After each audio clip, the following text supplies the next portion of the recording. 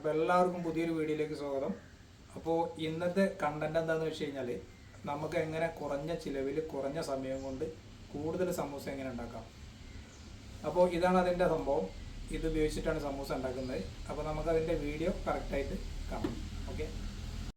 അപ്പോൾ നമ്മൾ കുഴച്ച് വെച്ച ബോള് ഒറ്റ തവണ ഉണ്ടാക്കുന്നുള്ളെങ്കിൽ 2 ബോൾ മതി കേട്ടോ. അപ്പോൾ ബോൾ ഇതുപോലെ പരത്തിയെടുക്കുക. അതായത് സമൂസ മേക്കറിൻ്റെ ആ ഒരു റൗണ്ട് കറക്റ്റ് ആകുന്ന അത്രയും സൈസിൽ, ഈ ഒരു സൈസിൽ ഏകദേശം 12 ഇഞ്ചോളം അതിൻ്റെ റൗണ്ട് വരുന്നുണ്ട്. അപ്പോൾ ഈ ഒരു റൗണ്ട് കംപ്ലീറ്റ് ആവുന്ന ആ രൂപത്തിൽ അതിനെ വട്ടത്തിൽ സൈസാക്കിയിട്ട് എടുക്കുക. ശേഷം ഇതുപോലെ അതിന് മുകളിൽ വെച്ച് കൊടുക്കുക. ഓക്കെ.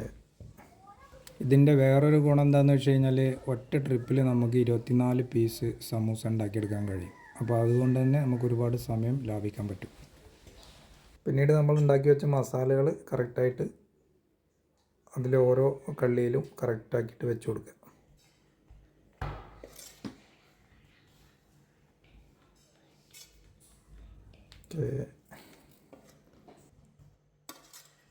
അപ്പോൾ നമ്മൾ മസാല എല്ലാ കള്ളിയിലും വെച്ച് കൊടുത്തിട്ടുണ്ട്.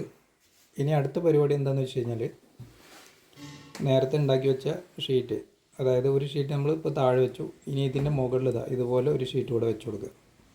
എല്ലാ ഭാഗങ്ങളും കറക്റ്റല്ലേ എന്നൊന്ന് ചെക്ക് ചെയ്യുക. ശേഷം കൈ കൊണ്ടൊന്ന് ജസ്റ്റ് ഒന്നിങ്ങനെ അമർത്തി കൊടുക്കുക.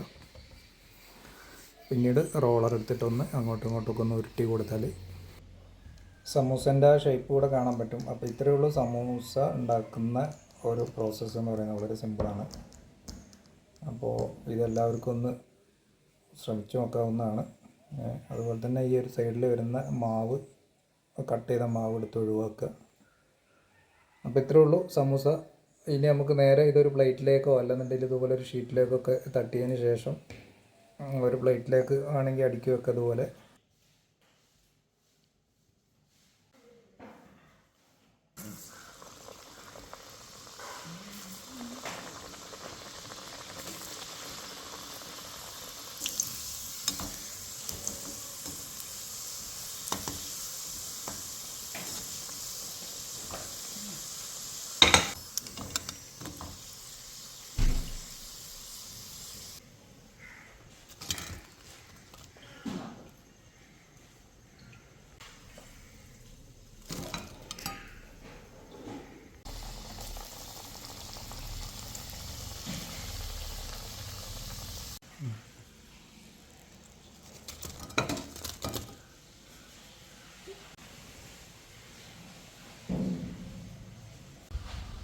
അപ്പോൾ ഈ ഒരു സമൂസ മേക്കർ ഉപയോഗിച്ചിട്ട് സമൂസ എങ്ങനെ ഉണ്ടാക്കുക എന്നുള്ളത് കണ്ടു കഴിഞ്ഞു.